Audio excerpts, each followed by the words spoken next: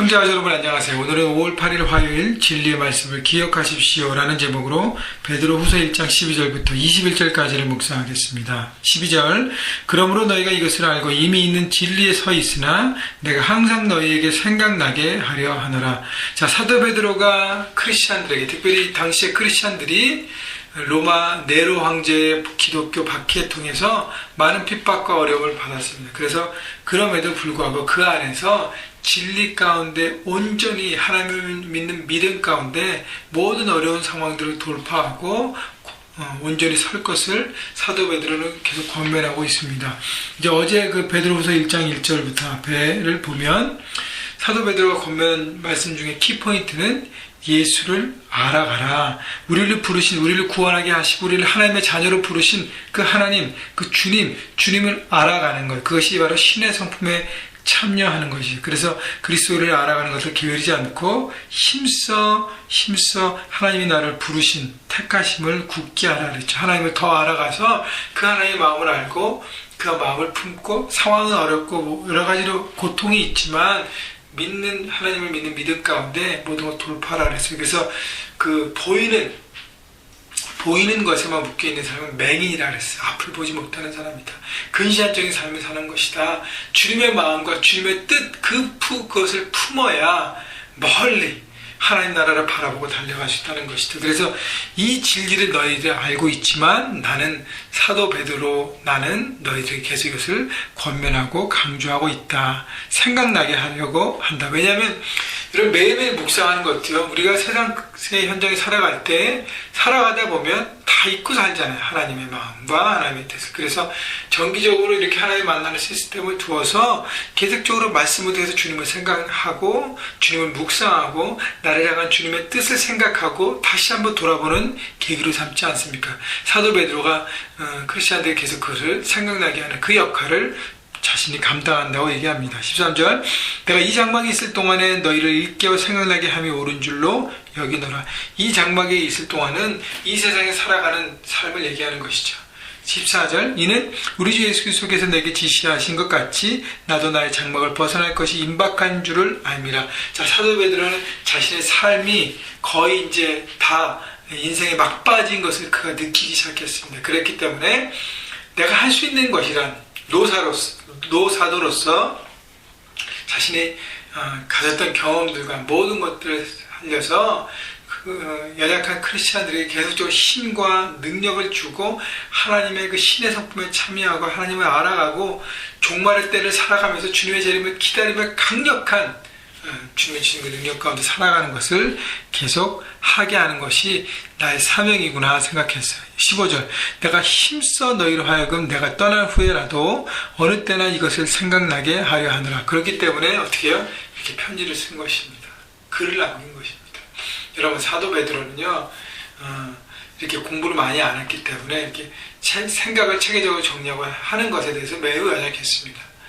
그럼에도 불구하고 그 안에 불이 있기 때문에 힘들지만 연약하지만 성도들을 생각하는 마음으로 그 일을 감당하는 것입니다. 여러분 우리가 사람들을 생각하고 사랑하고 권면할 때 내가 잘하는 것을 통해서 해야 됩니다. 그러나 이것이 꼭 필요하다면 내가 좀 잘 못하더라도 열심을 통해서 그 일들을 하는 것이 바로 사랑과 축복과 섬김의 모습인 것이죠.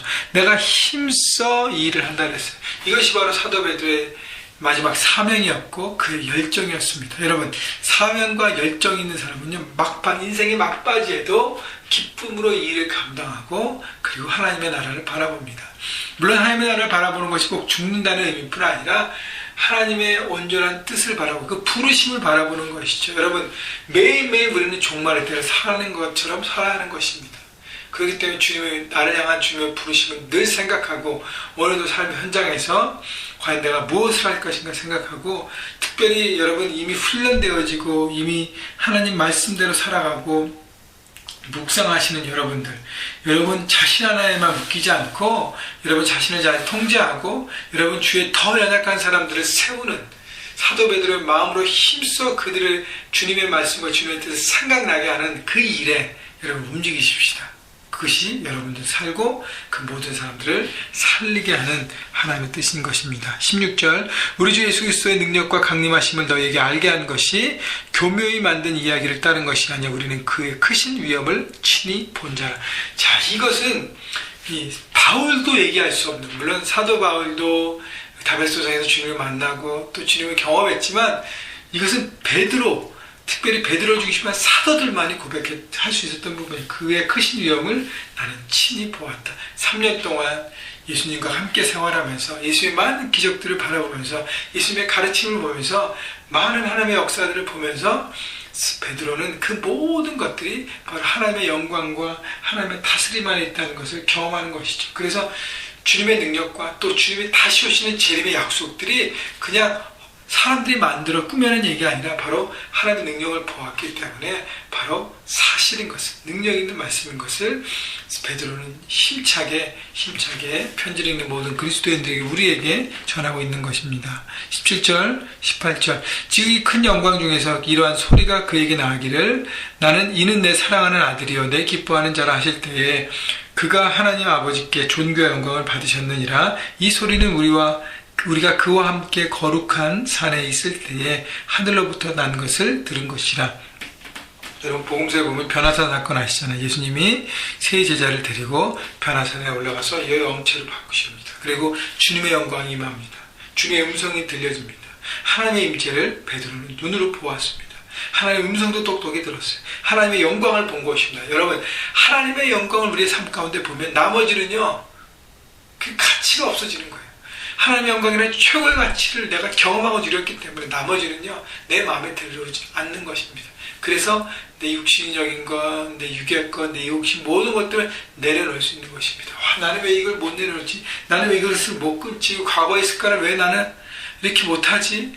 끊고 내려놓지 못하지? 여러분 중요한 것은 하나님의 영광을 확실히 보지 못했기 때문이에요. 여러분 예배를 통해서 하나님의 영광을 바라보십시오. 매일매일 기도와 묵상을 통해서 찬양을 통해서 주의 영광을 바라보십시오. 개인적으로 하는 거 참 쉽지 않습니다. 그러나 하십시오. 그리고 주일날 우리 함께 예배할 때 찬양할 때 말씀을 통해서 또 미니스트리 할 때 주님의 영광을 구하고 우리 하나님의 영광을 함께 바라볼 때 여러분 우리가 그의 영광을 누리면 바라보면 나머지는요 여러분이 스스로 알아서 통제할 수 있는 능력이 생기는 것입니다.